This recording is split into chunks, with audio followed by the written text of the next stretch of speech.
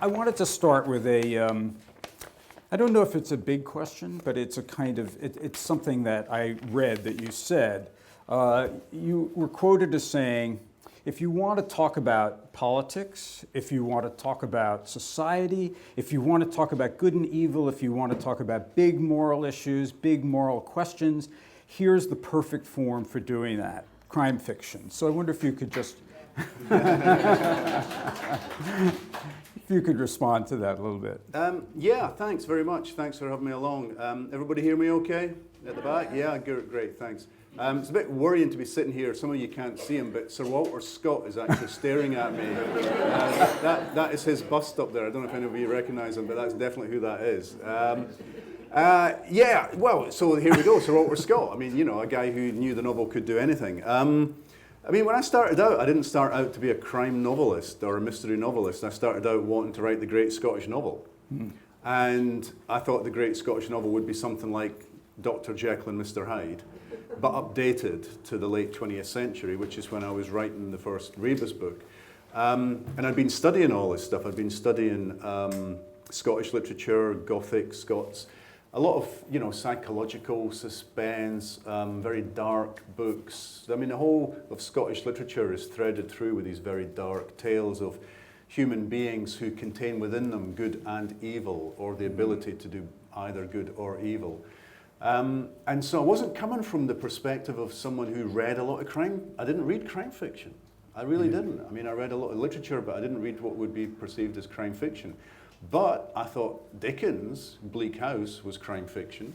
Some of the Muriel Spark novels I was reading were crime fiction. Dr. Jekyll and Mr. Hyde was crime fiction. You know, Dostoevsky was crime fiction. I didn't see a disparity between these. But having written the first Rebus novel, it went onto the shelves of the bookstore in Edinburgh, and it went into the crime section, the mystery section. I thought, dear God, what's going on? And I would sneak it out and put it in the literature section, besides Scott and Stevenson and Muriel Spark, you know, in alphabetical order, right? But, you know, so then I thought, okay, I've become a crime writer by accident while trying to rewrite Dr. Jekyll and Mr. Hyde. And so I then thought, well, okay, I need to look into crime fiction and start reading it. And very quickly I came to the conclusion that there is nothing you can't do. Nothing. I mean, it's a very broad church, which is why that TV show was called Broad Church. I mean, that's the pun.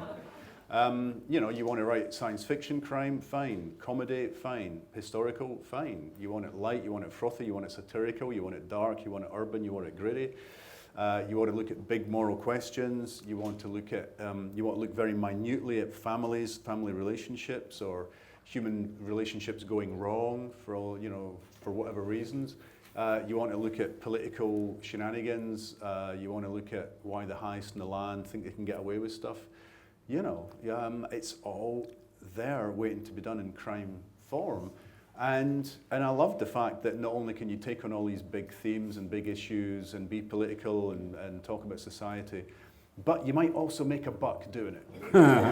You know, here's the big thing. I mean, I remember saying to the writer in residence at Edinburgh University, a guy called Alan Massey, who was one of my early champions, great novelist. He actually has started to write crime fiction. He's got a series set in Bordeaux during World War II, latterly. But I said to him, I seem to have become a crime writer by accident. And he said, well, you may not get the kudos, but you might get some cash. And if you stick around long enough, you might actually get both, you know. But, you know, Scottish literature was full of these great psychological thrillers. I mean, John Buchan, 39 Steps. I mean, even stuff like Going Back to Scott. I know these fantastic adventure stories.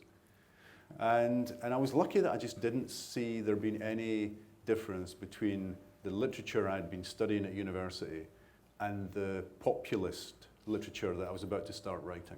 So you didn't actually set out at all, you didn't think about it as a crime novel when you were first writing? Well, you see, I'm lying to you right now, because now that you asked me that, I think actually I did a little bit. I did a little bit. There was one very important author for me during this whole process, and that was a guy called William McIlvanney. William McIlvanney was a Scottish novelist, a poet, an essayist. He had won or been shortlisted for the Whitbread Prize, which is like a kind of Booker Prize type for literature. But then, around about 78, 79, he wrote a crime novel. featuring a very well-read detective working out of gritty Glasgow called Laidlaw. I mean, Laidlaw sits and reads serious books of philosophy in his spare time, but then goes onto the main streets and tackles the bad guys. And I remember thinking, and he ended up writing 3 books with his character Laidlaw. 2 of them in the third person, 1 of them in the first person, which was an interesting move. Anyway, around about 84, 85, when I started writing the first Rebus book, McIlvanney was doing an event at the Edinburgh Book Festival, and I went up to him and I said, I'm writing a book that's a bit like Laidlaw, but set in Edinburgh. And what did he say? So he signed the book, Good Luck with the Edinburgh Laidlaw. And I met him 30 years later, 25 years later, and he signed his latest novel for me, and he said, the Edinburgh Laidlaw did well, or something like that. No, I got to know him pretty well. But the thing was, he was a serious, recognised literary novelist. And if it was okay for him to write crime fiction, it was okay for me to write crime fiction. Yeah, which is good. When Joyce Carol Oates was here, she said she couldn't think of a book that did not have some transgression or crime in it, which I thought was quite an interesting And statement. mystery. Yeah. Mystery. I mean, all crime fiction or mystery fiction does is codify the thing it's in all storytelling, which is I'm going to hold back information from you and stick with me, you will get that information. It's what makes us go from page to page, line to line, word to word, is we're intrigued, we're involved, we need to know what happens next. Absolutely. And crime fiction says, stick to the end of this book and you will find out. It all will be revealed to you. Right. Yeah. You know? And it's got that, it has got, I mean, crime fiction, I say it can do anything, it has got a pretty solid 3-act structure. The crime, the investigation, the resolution, if you're writing police procedurals. Yeah. So the beginning, the middle, and the end. I was thinking about that because your books are police procedurals, and does that give you a kind of structure to begin with? It does, and I mean, I have tried to escape it, and it hasn't quite worked. There was one book I wrote called A Question of Blood, and I thought, I just want to give away the game right at the start. It was a shooting in a school, and right from the get-go, you know who did it. And for me, the mystery was going to be why. Not who done it, but why did they do it. But of course, about halfway through the first draft, the book said, no, he didn't do it. You know, you didn't know there was a twist, but there is a twist, and it wasn't him. You go, oh, okay, who was it then? I don't know. We'll work that one out later, Ian. You know, the book seems to have a mind of its own. I kind of, you know, I really just sit there and I just hang on to the novel, and the novel tells me where it wants to go. So you don't outline very much. Not much, no. And I'm always I mean, I was kind of surprised at how few mystery novelists I meet who do outline at length. I mean, I think a lot of readers think, oh, come on, it's a puzzle. You've obviously got to work from the back to the start. You've got to know who done it, then work backwards to put all the clues in and everything. Very few of us work that way. Yeah. Most of us just start. I mean, I start with a theme. I want to explore a plot that allows me to do that. And then I say to the novel, you take me there. Right. You know, you take me there. And the first draft is rough and ready. There will be big gaps that need filling in later. There will be bits where I say to myself, aha, he was there that night and he was the person who met him. And that's, you know, I mean, the new one, I think I was probably 2/3 of the way through the first draft, and I suddenly went, oh, you minor character are actually a major character in this. And I didn't know until I got to that What place. makes it exciting? I think if it's exciting for the author, then it's exciting for the reader. But sure, I love it. I mean, it's a high wire act because Yeah. it can all go terribly wrong, of course. Yeah. But if I knew everything that was going to happen in a book, why would I need to write the book? Well, I agree, but it's interesting. I mean, if anybody was here when Jeffrey Deaver was here, and he came with 4 black loose leaves, which were the outlines for his book, so that he had more outline than book. Yeah. And I found that bizarre. I think James Ellroy does the same sort of thing. James Ellroy you does know, a big 100-page synopses and things. Yeah. Then he prints the synopsis, right? Yeah, kind of. And then he fills in between. But Yeah. but you know, I'm with you. But anyhow, so very basic, easy question for you. When you wrote your first Rebus book in 1987, did you imagine you'd be writing one in 2016? No. No, I mean, I wrote it about 84, 85. I was a postgraduate student at Edinburgh University doing a PhD on the novels of Muriel Spark, novelist who wrote Prime Miss Jean Brodie. But I wasn't really doing that. I was writing my own books. And the first one was a black comedy set in a Scottish hotel featuring a one-legged schizophrenic librarian. And the plot revolved around the kidnapping of a prominent American novelist, basically Norman Mailer in disguise. The kidnapping by the provisional wing of the Scottish National Party. Never published. Couldn't get a publisher. Really? You know? You wouldn't get much ransom probably for Mailer at that time really, either, but okay. I know. Yeah. So that was my attempt at a comedy. Then I wrote a book. I guess it was the Bildungsroman. It was it was set in my home village where I grew up, lightly disguised, too lightly disguised as it turned out. In the book it's called Car's Den, and in real life it was called Carden Den. I thought no one will know. Everyone knew. I took it home to my dad, and the opening line of it, because it did get published by a very small press in Edinburgh, I took it home to my dad, and it opened up, when Mary Miller was 10 years old and not yet a witch, is the opening line. He said, "Oh, Mary, she lives over the back road." The main character was called Sandy. My best friend at school was called Sandy. We had a Latin teacher at school called Darach. There was a character in it called Darach. I went, oh my God.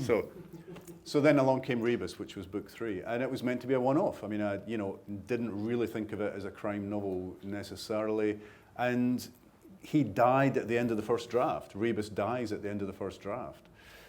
Which I've lost now, so I can't prove that. But I did lose the first draft because I couldn't afford to photocopy anything, so I would just type stuff out, and that was it.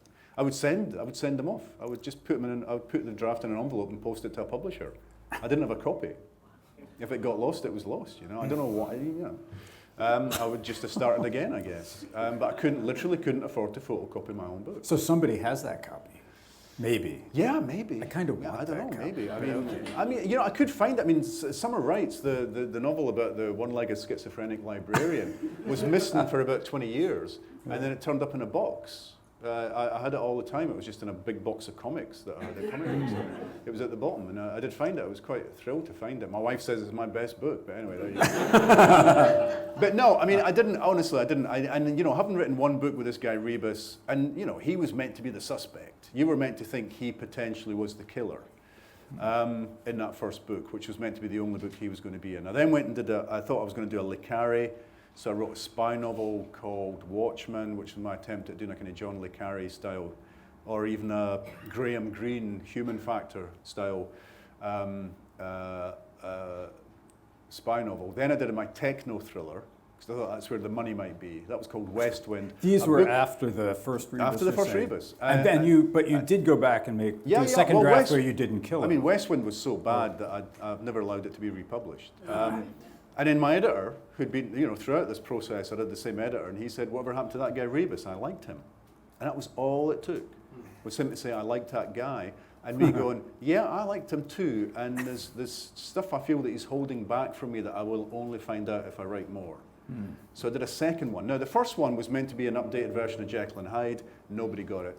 The second one I called Hide and Seek. And it involved a club called Hydes, Hydes, in which rich guys would get their kicks by watching poor, disaffected youths beating each other up. And it was liberally studded with quotes from Jekyll and Hyde, and the characters had the same name as the characters in Jekyll and Hyde, and still nobody got it.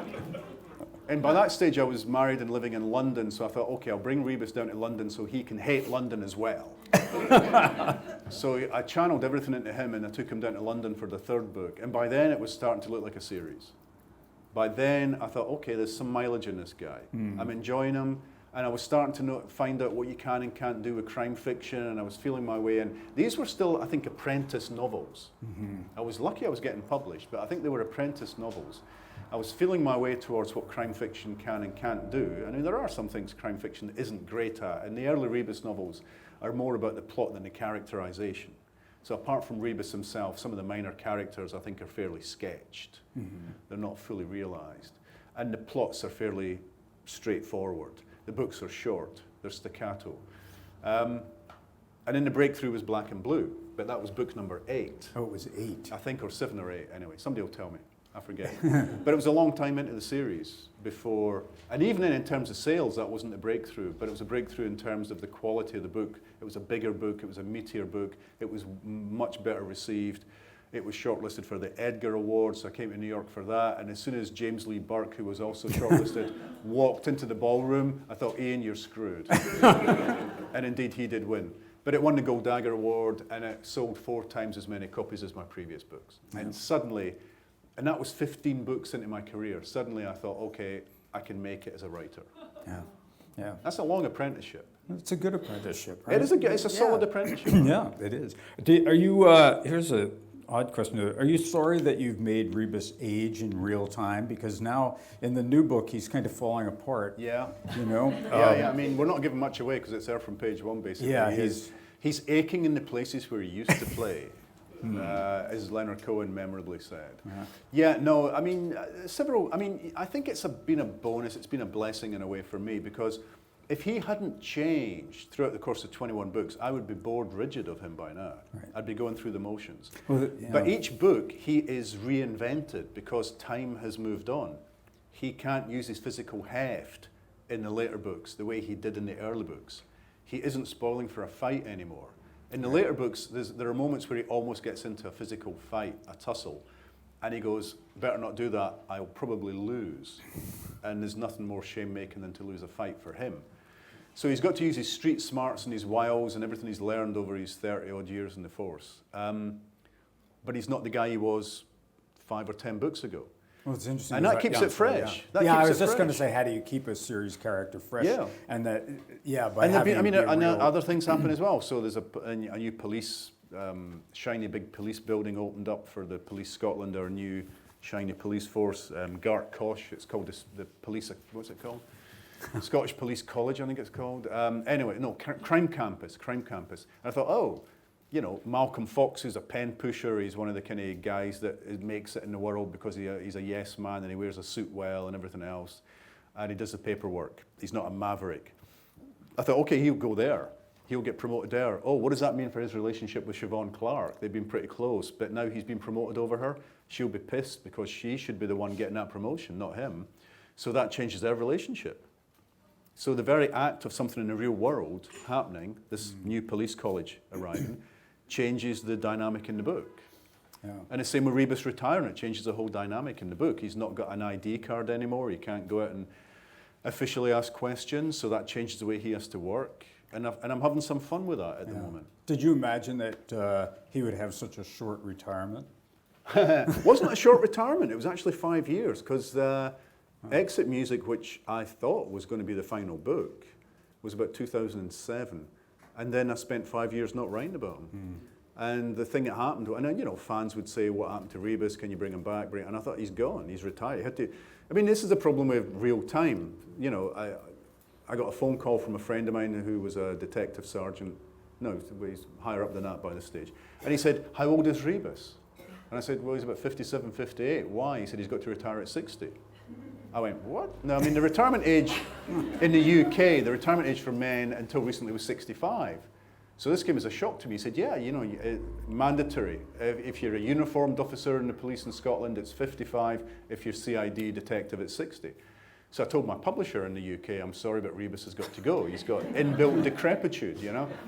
And so Exit Music I thought was going to be the final book. And my wife said, great, you can relax, you've got freedom now. What kind of book do you want to write? Now you've got rid of Rebus. What do you want to do? And I said, well, I'd quite like to write about a cop in Edinburgh. So so Malcolm Fox came along, and Malcolm Fox came along because I'd read somewhere, I'd some story, in a news story about internal affairs, and I thought, I've not done much with internal affairs. A cop like that, nobody's going to think they're getting Rebus 2.0 or Rebus Light, because he's got to be so different in character to someone like Rebus. So Fox came along. A couple of books with him, and I was quite enjoying that.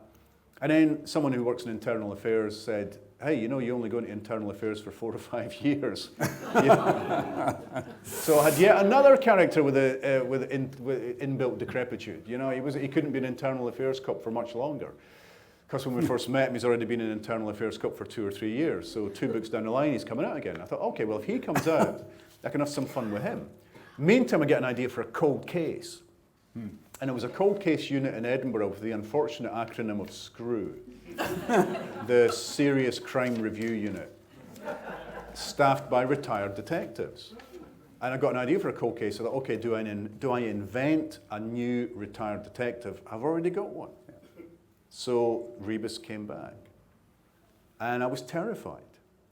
I was terrified for various reasons. Number one, I thought, people will think I'm doing it for the money. You know, they'll say your other books weren't a success, so you've had to bring them back, a la Sherlock Holmes. And also I thought, will his voice still be there? It had been 5 years. Will the voice still be there? And the opening page of Standing in Another Man's Grave was one of the most nerve-wracking pages I've ever written, because I wasn't sure that he would still be there. You know? Did it take long at all for you to feel comfortable with him again, or not? Or it was just... It took half a page, man. Yeah. Half Okay. a page. Yeah. You know, it's a funeral going on, and he's standing at the back because he's awkward, he doesn't want near and he's desperate for a cigarette. And when he was dead, I just thought, yeah, you're back, you know? Yeah. It's like I'd unlocked a little room in my head, and he just came flying out. Yeah. We're glad he's back. You know, well, you said your early novels were very straightforward, plot-driven, and I think of your books, I guess I'm thinking of more recent books, as multiple plots going on.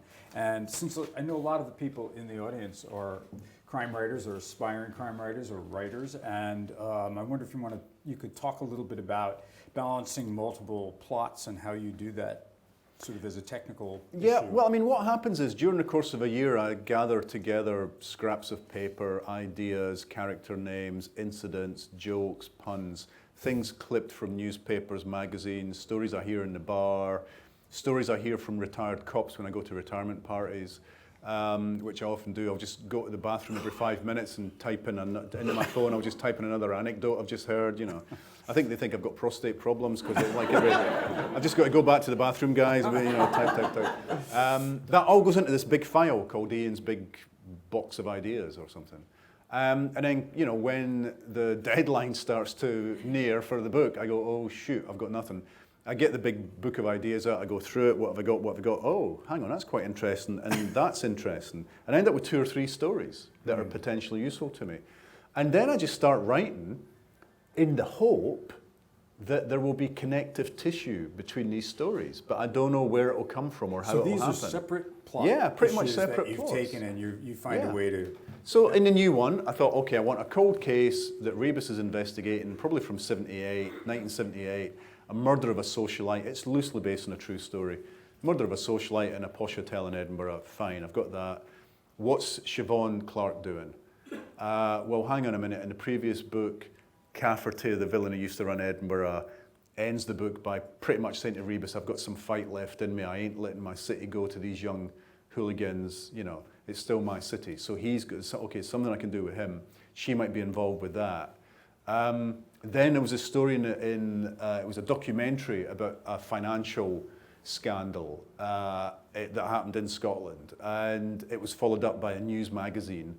And I thought, oh, so there's some mileage in this. I'd clipped the thing from the news magazine and I had a little link to the BBC documentary that I could watch. And I thought, okay, well, that's something for Fox to do. If Fox is working out of this new shiny police HQ, the internal revenue are based there as well as serious crime, so he can work with them. So I've got 3 stories, a story for each, well, a story for 4, basically, of my characters. And then I think, you know, I've got 4 disparate stories, discrete stories. Are they going to link up at any point? But I just start writing in the hope that it will happen.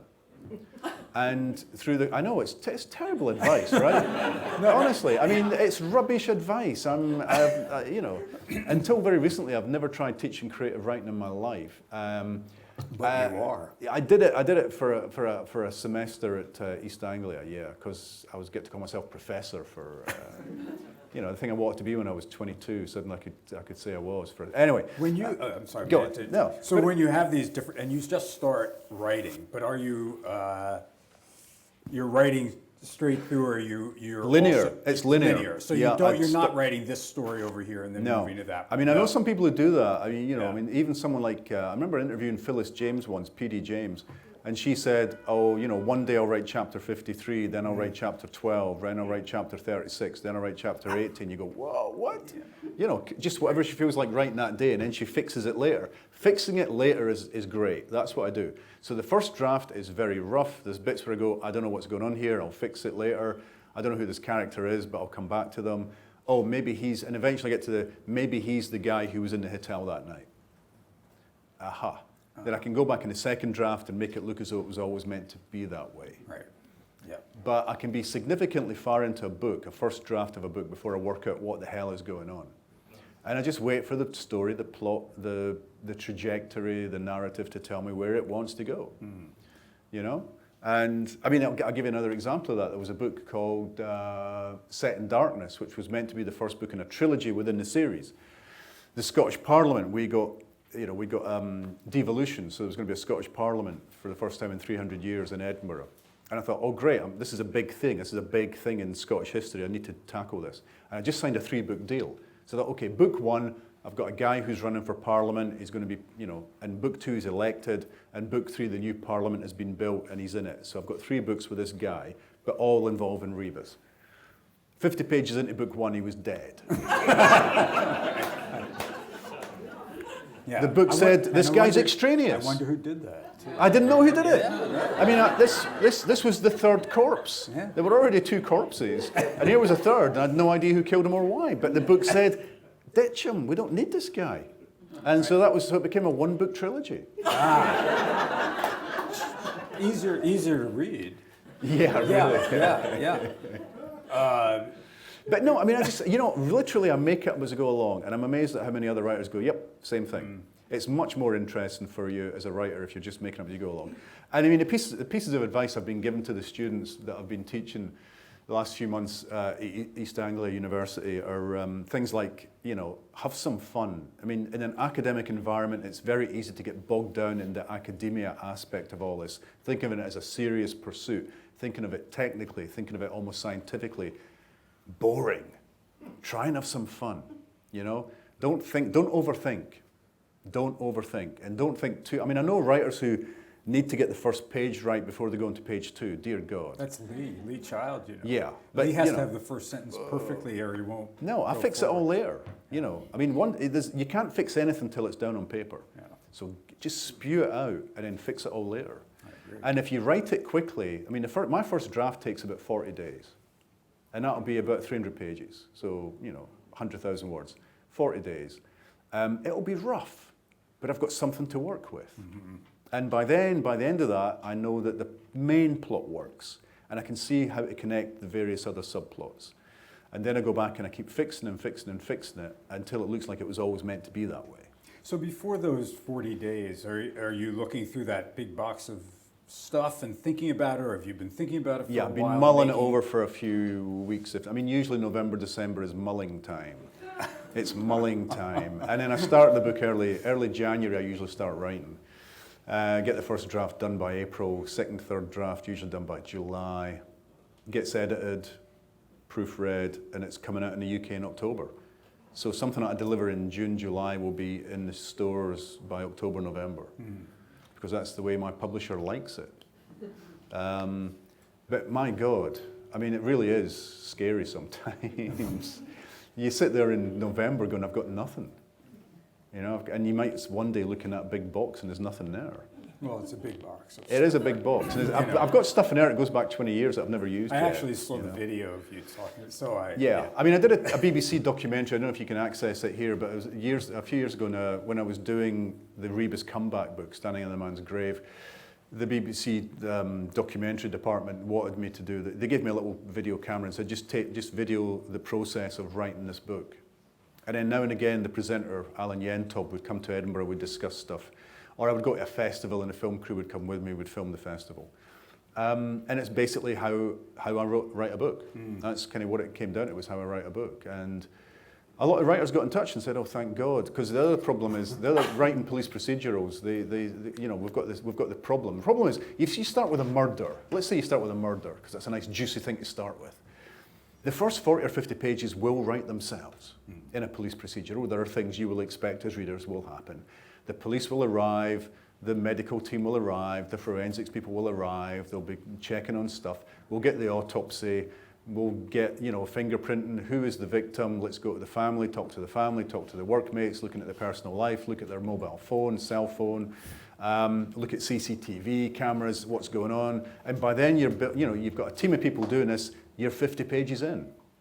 You're 50 pages in. And then, this is a point that I was trying to get to, then comes a point that when I go down to my wife and I say, that's it, I've got nothing. I don't know where I go next. She's your first reader. Yeah, right? she's the first person to read my book. I'll go and I'll say, I don't, and she just laughs and goes, look, you always have this. Anyway, it turns out when this program was on TV, a lot of writers got in touch and said, oh my God, exactly the same. Really? Exactly 50, 60 pages in, I go, this is crap, and I'm frozen, and I don't know what to do next. So you hope that in the first 50, 60 pages, you have found some interesting aspects to the life of the victim and also to the people around them. Mm-hmm. And that takes you to the next place. Yeah. That takes you to the next place. What was you were going to say something about that? No. I'm going to open it up to the audience because I'm sure there are questions here. Because if there aren't, I have a million. Yes. I wanted to thank you for writing about your process. And are you a quota writer, a page quota? Are you a time writer? What's your... Am I a quota? You mean so many pages a day and stuff like that? Yeah, no, I find that really bizarre. Why do writers do that? I've never, and people say, how many pages do you do a day? I've no idea. How many words a day? I've no idea. I don't look. I don't count. I would rather write 3 great pages than 10 terrible pages. So, a great writing day could be 3 great pages. Sometimes nothing happens. You sit there in the morning and it's just sludge. It's like you're wading through sludge. The words aren't coming, the characters aren't alive. Walk away. Go for a walk, go to the park, read a newspaper, do a crossword, go to the cafe, try again in the afternoon. Still not happening. Okay. Take some time off, go to a movie, have some dinner, go back at 8, 9 o'clock at night. Aha, suddenly the words want to come. A great writing day can begin at 9, 10 o'clock at night. Now, I've got that lovely thing where I'm a full-time writer, so I can do that. Now, if you're not a full-time writer, you're having to try and get the time to write, and that is really crucial. But when I first got married, my wife said, look, I'm going to go and work. You're going to stay at home and be a full-time writer. And I couldn't do it. I needed some kind of structure to my day. When the day was loose and baggy, I wasn't doing anything. So I got a job, and then suddenly I could only write mornings, evenings, weekends. And then the writing came. So sometimes it's really useful to, that kind of adrenaline you get when you've only got so many hours in a day when you can do it. But no, I don't do word counts, I don't do page counts, I don't do so many words a day, I don't go back and edit. Some people write in the morning, edit in the afternoon. Nope. I'll forget a character's name and I'll just call him Joe Schmo, and I'll go back, oh yeah, his name's, and I'll fix that later. Somebody's got a moustache on page 10, a full beard by page 30, they're a woman by page 65, fine, I'll fix all of that later, Just keep going. And the thing that really speeds up the process for me is that although I do the mulling over before I start writing the book, the bulk of the research I do after the first draft. Because by then I know what I need to know, not what I might need to know. So years ago I was writing, it wasn't a Rebus novel, but I wrote 3 novels under a pseudonym, Jack Harvey, and it was one of those, and it was about a haemophiliac hitman. Okay, so he's a professional assassin, but he also suffers from haemophilia. I spent weeks, if not months, researching haemophilia. I needed 4 lines. But 4 lines on, and I'd wasted. It can be really enjoyable doing all the research. But if you want to try and do a book a year, it helps if, once the first draft's done and I read through it, I go, okay, I need to know about that banking system thing. I need to talk to a pathologist about this. I need to find someone about that. I need to go to this place and see if it's still a library. Bidding. And I'll go and do it all and then do the second draft. And that speeds things up miraculously. Yeah, I think research can be a black hole for many people. Yeah, Ivania. The mulling over period, right? When you say, since you sort of jump in headlong and run as fast as you can the whole time, are you looking for a spark, like to sort of jumpstart the process? Is it more like a broad theme, or is it like one specific thing? I mean, a lot of it seems to me a lot of it is subconscious. Mm-hmm. Just the brain is working away even though you don't know it's doing it. It's that thing sometimes you get the solution to something halfway in the middle of the night or just before you go to sleep, you get the answer to the problem. You know, and I might be talking it through with my wife. I might be saying, you know, has anybody done this thing about, you know, a hotel and a rock star and a murder and a socialite and that? And she go, well, you know, so-and-so did something similar. She reads a lot of mystery fiction, so she's a fantastic first reader. So, you know, any problems I've got or any points of contention, I can talk it through with her, which is fantastic. Can I interrupt to ask yeah, of one course. thing? And I'm sorry, but we'll come back. So do you find it, having your wife and your first reader, but do you find it really important to talk over your, quote, story in some ways or not? No, not really. Or I mean, find that and it's not? if I'm having a problem, if there's a problem, then yeah, but only if there's a problem. Okay. Miranda, my wife, comes in very useful when I've done the second draft. She looks at it. I mean, in this new book, for example, there's a murder that happened in 1978 in a hotel in Edinburgh, and I gave it to her, and she said, you know, one of the important plot points revolves around key cards for the room. She said they wouldn't have had key cards in 1978. It would have been physical. Oh shit, okay. So I was, you know, so I was able to fix that before the editor ever saw it. And she'll say, I don't understand why he's doing that. What's his motivation, or would he really psychologically? Is that the sort of thing he would do? Or she's boring. It's the reason that Rebus hasn't had many girlfriends in the course of the series is my wife always finds them too boring. She's quite happy with Deborah Quant, thank God. So she might stick around for a little bit longer. But Patience Aitken, I like Patience Aitken, one of Rebus's lady friends, and my wife went, oh, she's boring. So she had to go, you know. The only reason Rebus has health issues is my wife said he's got to have health issues in this book. Oh, okay. But, you know, she's great because she's a reader. She reads it as a reader, and she's not afraid. She doesn't pull her punches. The mulling over thing, you know, it's a luxury, I guess, as a full-time writer. I can take a month to just think, well, maybe I could do that, and maybe I could do that, and he could go there, and he could go there. And I'll be writing screeds and notes. I mean, you know, I say I don't plan much, but there'll be screeds and notes that I end up not using. You know, maybe we could go there, maybe he could do that. What's his daughter up to? Oh, he's got a dog. I mean, this kind of thing that you think about, you know. And it's an important part of the process, but not much of it gets used. And when I start the book, I've usually got maybe a couple of sheets of A4 of really detailed notes for the first 50 pages of that I'm going to write. Take it from there. Sorry. You mentioned at the end of your first draft, I presume of nuts and crosses, you had a particular fate in mind for Rebus. And we thank you for changing your mind. But in your heart of hearts today, given that Rebus is in fact aging, and this last book makes it very clear, in your heart of hearts, are you planning the last Rebus book? No. I mean, I haven't done it before, and it haven't been a false, I was going to say dawn, but not dawn, a false dusk. You know, I haven't thought that Exit Music was going to be the last book. I'm not thinking about doing that again. But, you know, I can foresee a time when he just can't, you know, come on. He could be in his 80s. He's not going to be solving crimes in his 80s, is he? Maybe he is in an old folks' home somewhere, you know. Sort of, who's eating all the toast? You know, why's my tea always cold?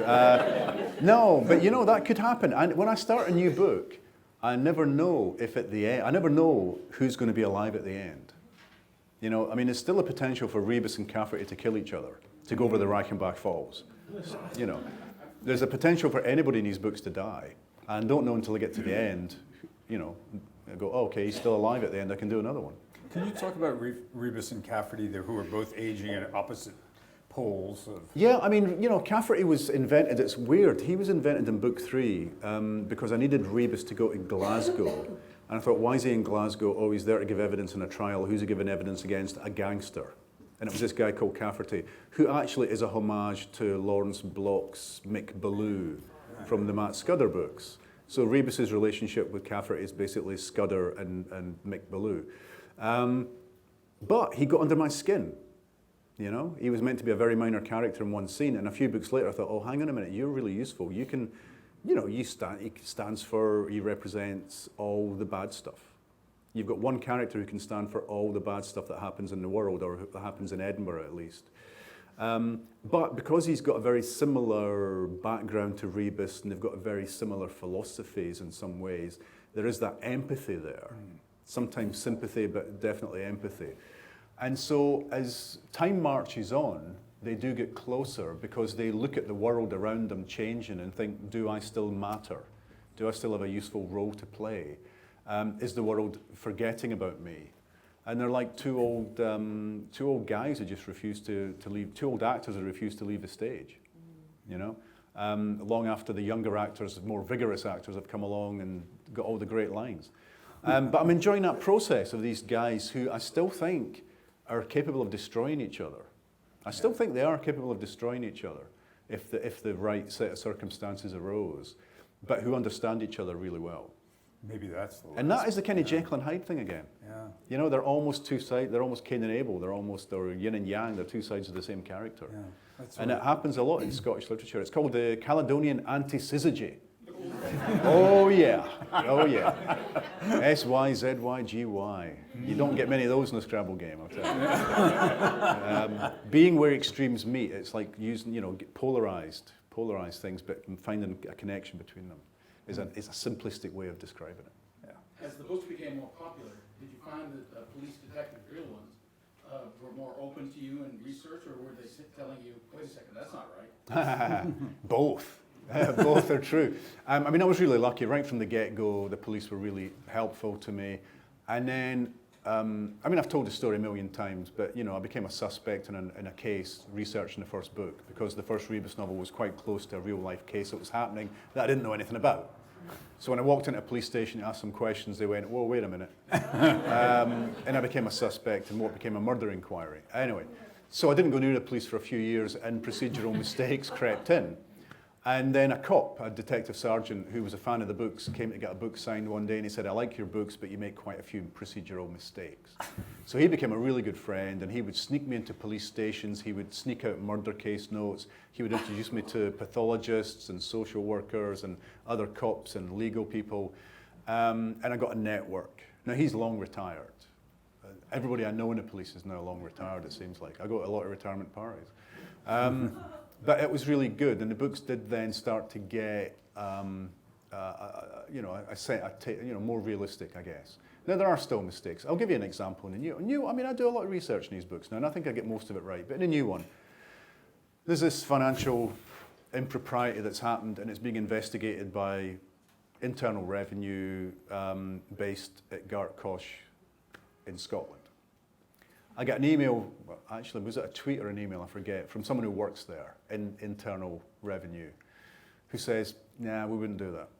Really? That would be our base in Leeds in England, who would investigate that sort of thing, not us. And I went, and my only defense was, yeah, but then I wouldn't have a book. It had to be investigated from Scotland, you know what I mean?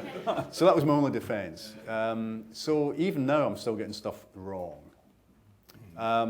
But only one person has noticed that so far. That's good. I don't know why I'm telling you. I could have kept that a secret. Yeah. Sir. I remember hearing August Wilson say that his characters actually lived in his head and spoke to him.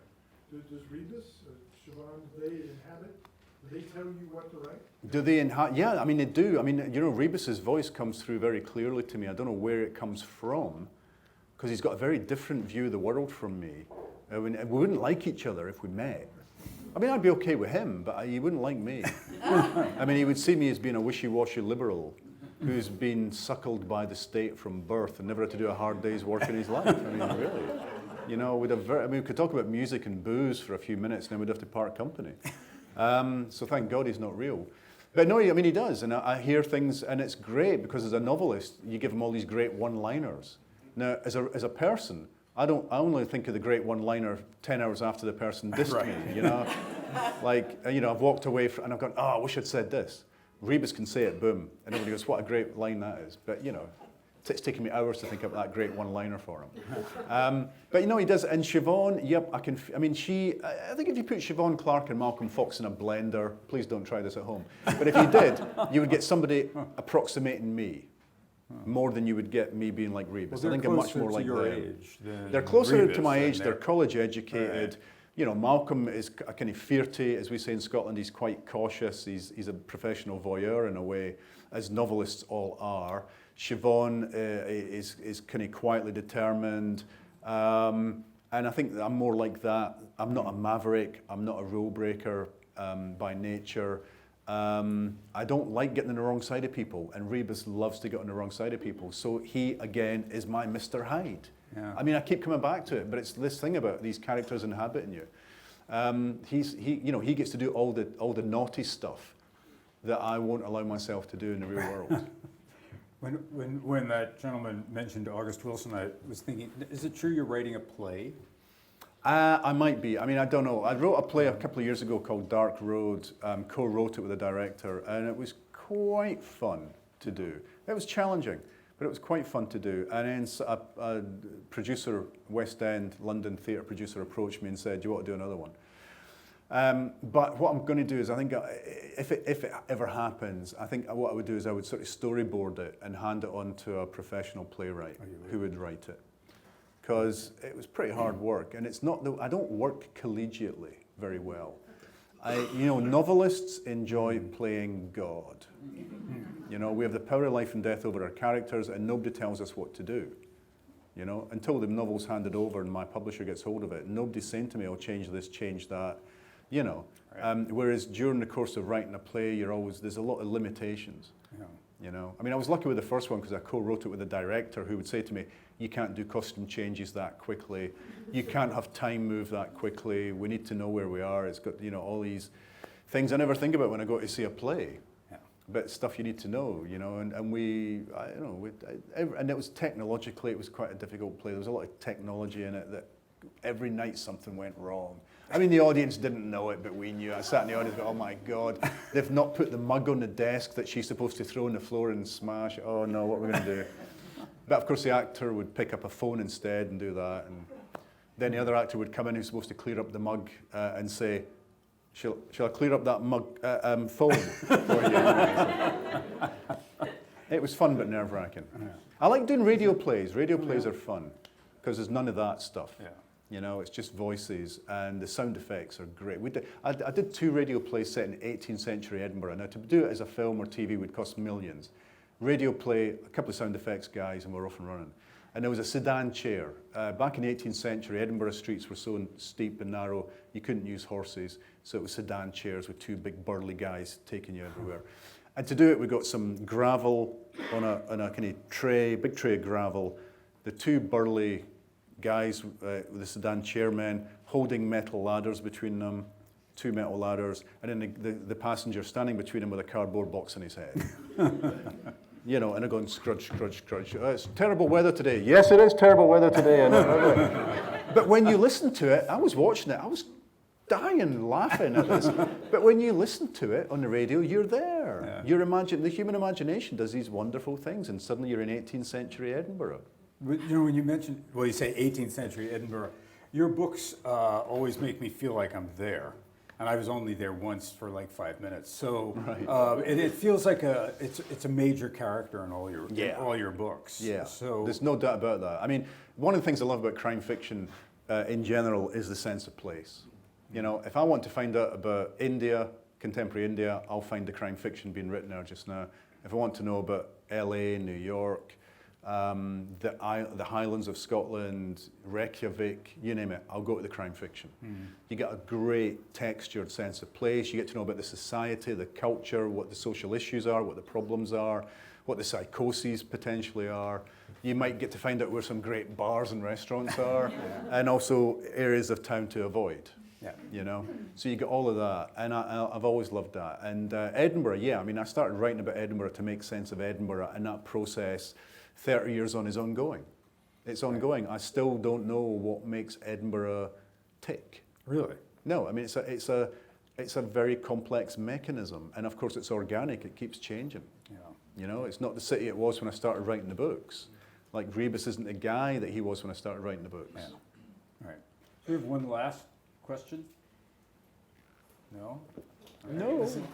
Well, yeah, go on. Hey. Hey, Joe. Since Rebus has been back, you've had some great titles. So what's the origin of the title for the new book? What's the origin of the title for the new book? Rather Be the Devil. It's an old blues song, Skip James, I think, covered by John Martin, who was a musician I fell in love with when I was about 15, from an album called Solid Air. And the song is actually called I'd Rather Be the Devil, but I didn't want that first person thing in there. It kind of makes it specific, you know, more too specific. Rather be the devil, I want the reader to think who the hell is the devil in this situation and who's being tempted by the devil in this situation. And it follows on from other book titles taken from songs and albums by dead people.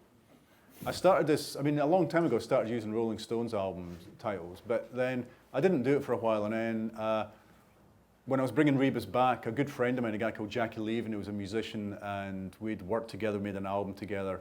He was taken ill, he died very suddenly, and I was listening to a lot of his music, and I thought, okay, I'm going to name a book after, you know, one of his songs.